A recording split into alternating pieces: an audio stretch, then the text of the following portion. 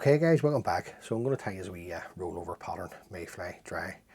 Now the hook in the vise is a Kamasan B170 in size 10. This is a medium wire hook, the B170s. The thread that I'm going to use to tie the fly is the Textreme Flow Yellow in 8/0. So we'll just come in a couple of mil behind the yellow hook. Just going to run my thread all sort of way down, halfway down the shank, and then bring my thread back up just to within about an eye length of the head, for the head. Now the wing, you're looking at Mallard Drake feather. Now you can have it natural. This one here has been dyed a fluorescent yellow. So just taking off all the rubbish, and then you want the fibre curving, the feather, curving up and away from the hook. Now the length of this is really up to yourself in relation to the length of this. You can have it shorter if you wish, but the purpose of it is that it catches the wind and it sort of way rolls the fly. Right, just come in from away the stem. And then I'm going to work my thread back until past the point of the hook. The tail is cock pheasant fibres, like most mayfly, Irish mayfly patterns. This fibres here that I'm using, these have been dyed, they're no good, they're broke. A golden olive. Don't be putting broke fibres onto your flies, guys, if you just can help it. Just looks terrible. Now, the length of the tail I'm looking is around about a length and a half of the hook over the back. Come in then and trim away the waist. Now I'm going to build up a wee tag at the back of the fluorescent yellow thread to there. The rib is some Chartreuse magic tinsel. This is the magic tinsel from Textreme.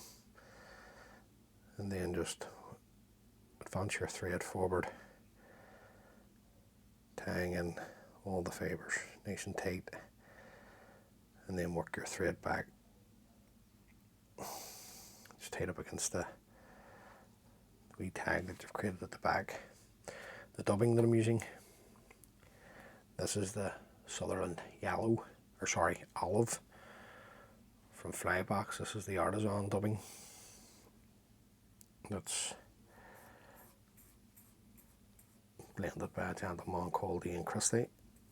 So just taking a couple of wee small pinches of that. And it's good dubbing. It's very, very similar to the same texture as your seals furs, and it's nice to work with. Dead easy to dub, as you can see here. No real pressure going onto the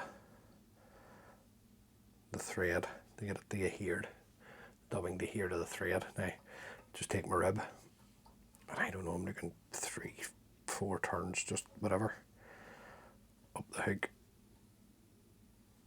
Then fold this back for the security.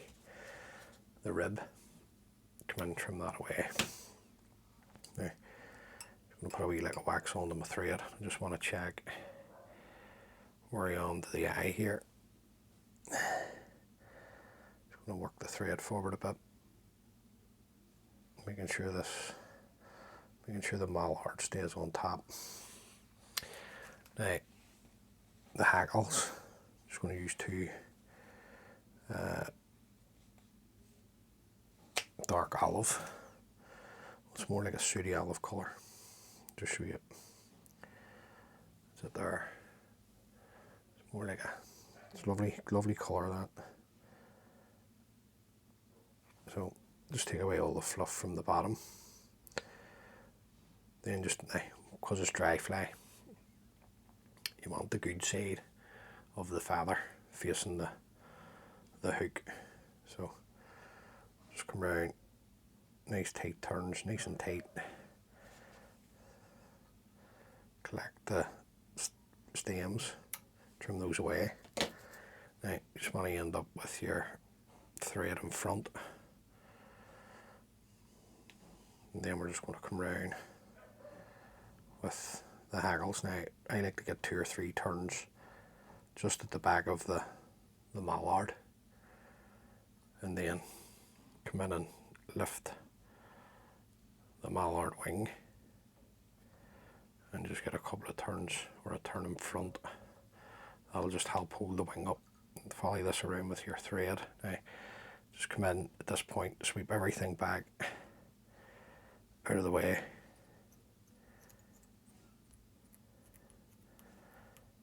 Good, half of the dozen turns of thread there. Then just come in and throw in a whip finish. Pull your thread tight. Come in, trim away your tan thread. Then you can break the tips of the hackles off. Right, just a wee coat of varnish to seal up the thread turns. So just going to bring everything back. Just a wee dab of varnish, and then just make sure this is clean.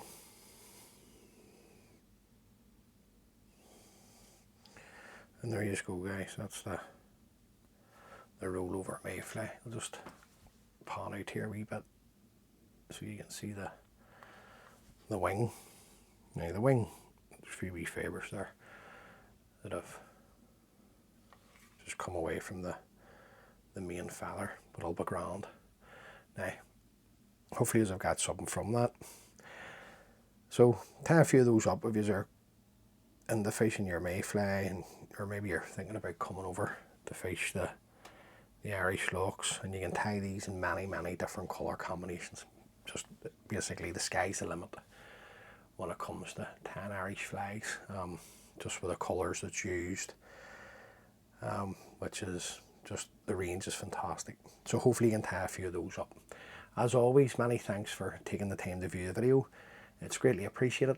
If this is the first time watching one of my videos, please consider subscribing. It just helps the wee channel grow. And until next time, be good. If you can't be good, be careful. And all being well, guys, I'll catch you on the next one. Thanks for watching. Bye.